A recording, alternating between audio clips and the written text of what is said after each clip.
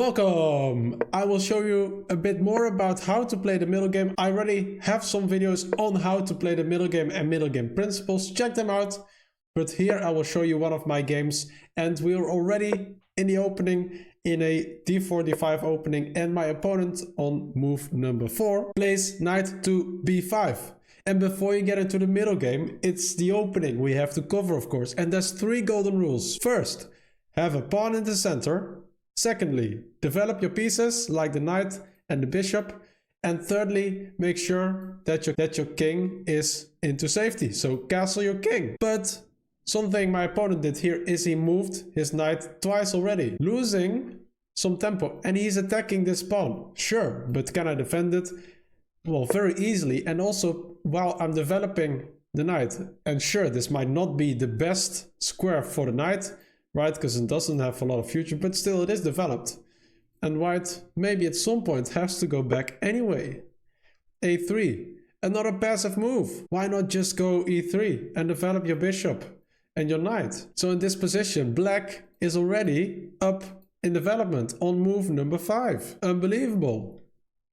e3, and black already castled, while white still has to develop the knight, the bishop, and castle.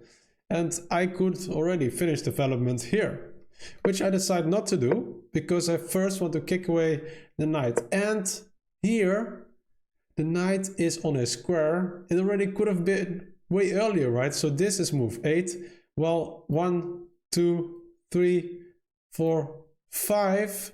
It also could have reached this position in 5 moves. Of course, I wouldn't have gotten my knight here, probably, but this is already very good for black, right? Because I'm up in development and black is already better. c5, attacking the center of the board. And the knight comes into the center. Here an option is to play knight to b8 and go here or here and trade off the more active knight. But instead I went queen to b6, attacking this pawn. And my opponent went to e2. I cannot take this pawn, right? Because then there's knight e4. And I don't have any squares I can go to, right? The bishop, the knight, and the pawns protect my escape squares. And I'm also attacked, so I will lose my queen here. So it's a poisoned pawn. Of course I didn't take. I went back with the knight, trying to trade off white's most active piece, and I succeeded. Here I could have traded in the center, but I thought he will not take back like this. Instead, a middle game principle is to centralize your pieces. And this would have been an amazing move for my opponent.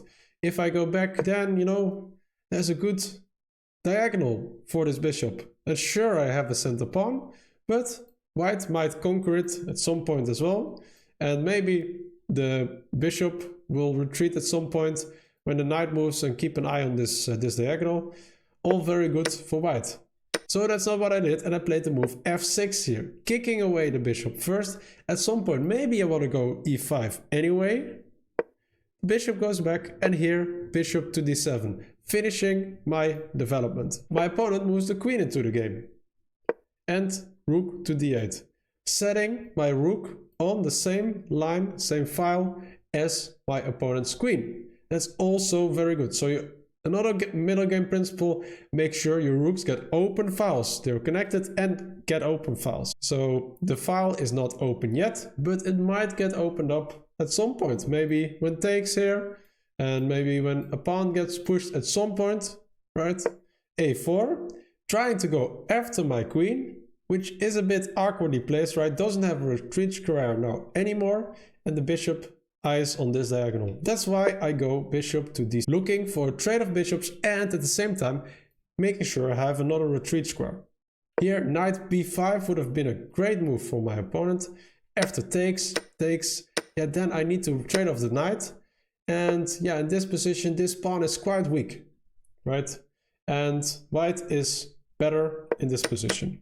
But instead my opponent went for f, and this is a question mark because it blocks the diagonal of the bishop, making sure that this bishop is basically out of the game. So not a good move. I didn't see it coming as well over the board. By the way, if you take here, you just take back and the queen is still protecting this pawn. So here I bring the other rook into the game.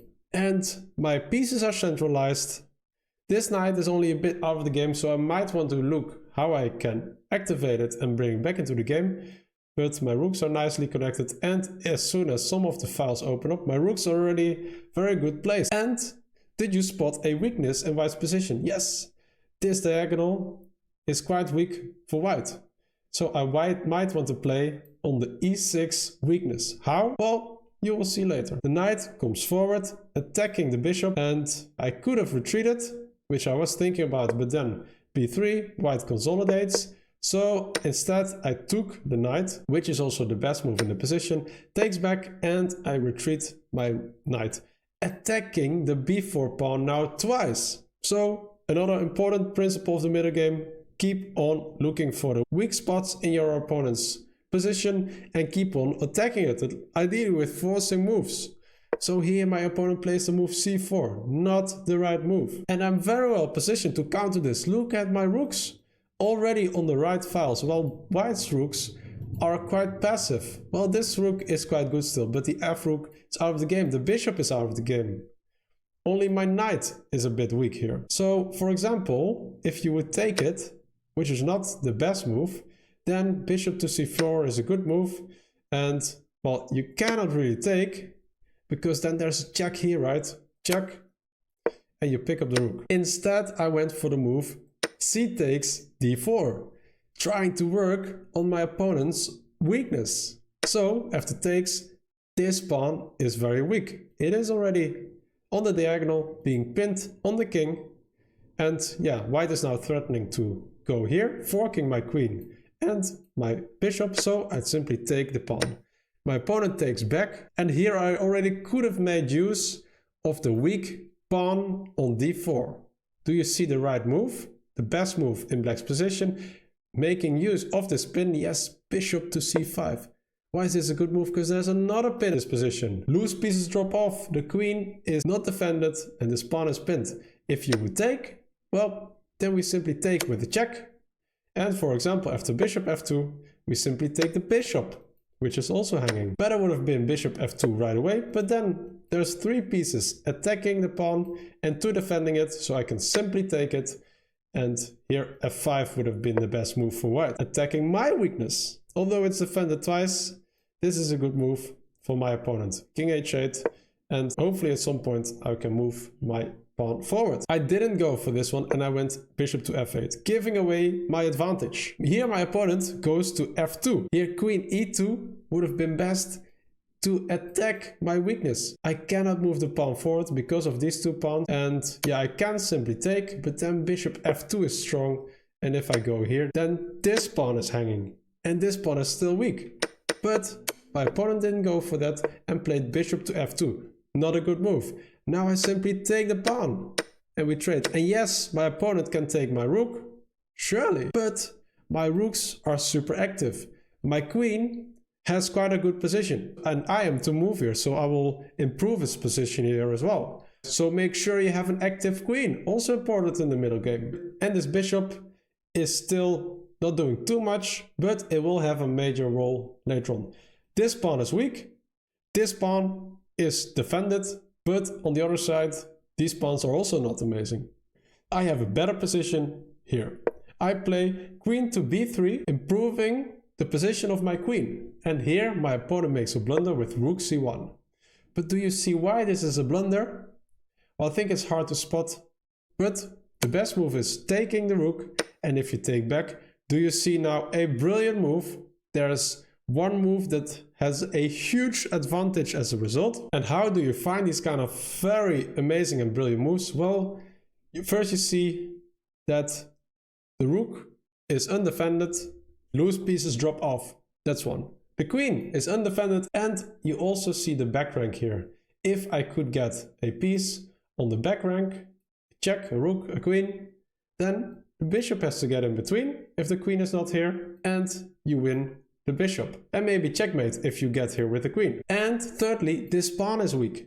So best move in this position, and it's a brilliancy, bishop to c5. But why is this so brilliant? Well, I attack now this pawn twice, and it's only defended once. But you can simply take it, right? No, you can't. Check. Checkmate. so you cannot take it with the queen. But what if you take it with the pawn? Then the rook slides in, check. Look at this, you have to take, check, checkmate. Also not working. So what did my opponent do? My opponent didn't even see that I also was attacking his rook. My opponent played queen to c3. And the best move here would have been to check, check, giving a check on the queen and the king, and this is winning. But I went for the clean approach, very simple, didn't have a lot of time on my clock left, and I just took the rook in the end and my opponent resigned.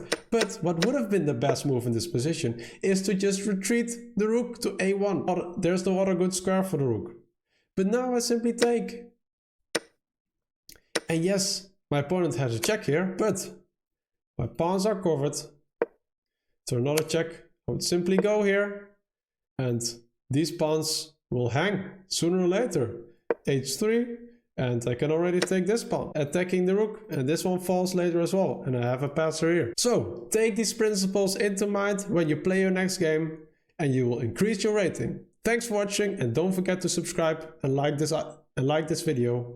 See you, bye bye.